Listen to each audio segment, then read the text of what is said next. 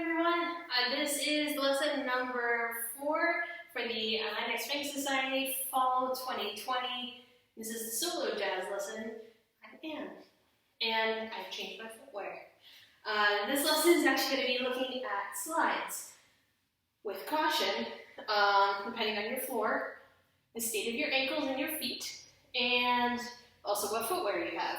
I was wearing rubber-based shoes before. I changed to wool socks. What's also very good and more appropriate for probably dance halls, once it becomes a thing again, are leather bottom shoes or suede, like a very fine suede that you can find on dance shoes.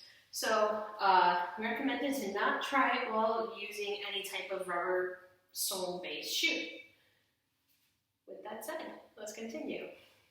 So, slides, you'll see them a lot at the end of phrases. In solo jazz, they happen a bunch.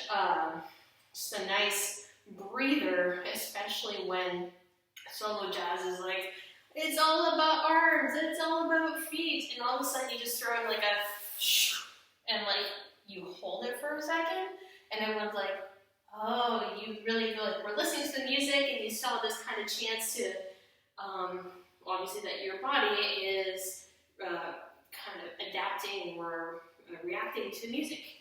So I'm going to try and do slides as best as possible. If I'm stepping through them, my apologies. Still recovering from an ankle twisting that was due to trail running and not dancing. But I'll give you the gist of it, and then I will set you guys on your way to go try it at home.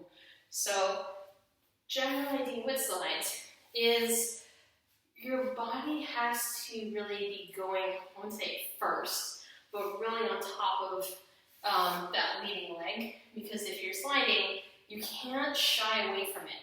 You will never slide in this direction, in this position.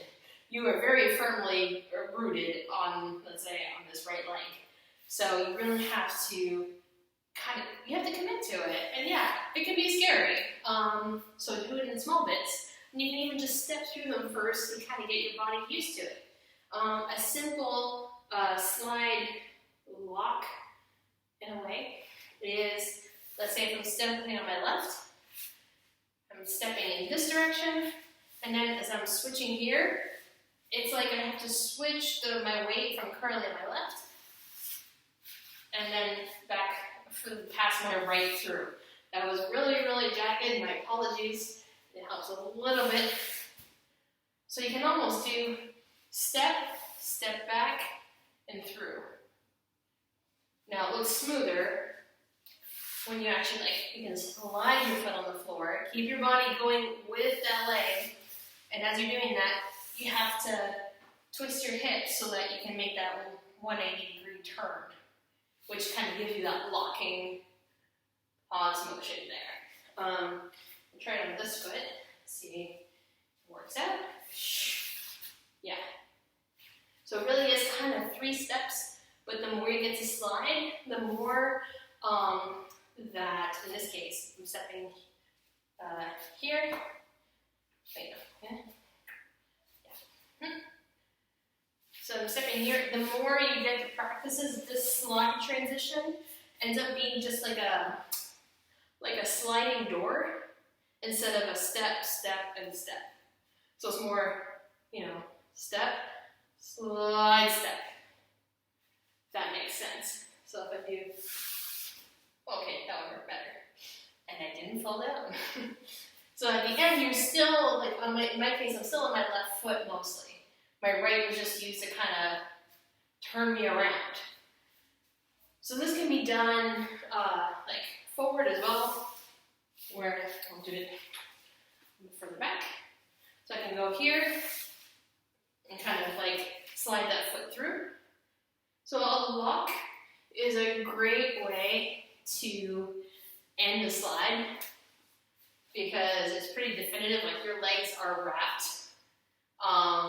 It doesn't mean that you're stable. You want to bend your knees for that a little bit, so when you lock, you're not all the way up. But instead of sliding and kind of not really hitting a beat, that lock is just you're done. bam, it hits the beat, and it's very clear. And that's what we want to focus on for solo jazz. So you can do a lot of other ones.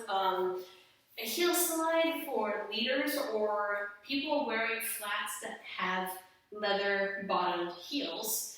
I'm not going to do, because as a follow, typically, I didn't have shoes like this until recently, and the shoes I do have, I didn't want to have the big scuff marks from doing the slides. But there's lots of links online of Peter Loggins doing amazing heel slides, and like basically both heels sliding after he's taken a bit of like a small running start, and it just looks super cool. So go check that out. But the idea for the heel slide, same thing. You want to commit to it. You don't want to be far away, but you end up basically either with one foot or both on both heels sliding in that direction. Easier when you have a very, very fine point of contact on the floor, such as the back corner of a heel of a shoe. Your foot, on the other hand, is nice and round, I would hope. No judging. So there is a fairly big point of contact between the foot and the floor. That's why heel slides are not going to work in socks. But that's the concept. What other slides? The main slide is this one.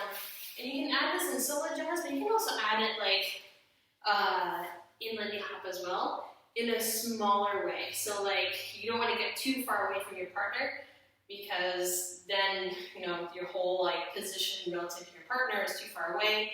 The stretch is not appropriate, and so you want to kind of adjust it for partner dancing. That's it. Thanks, guys.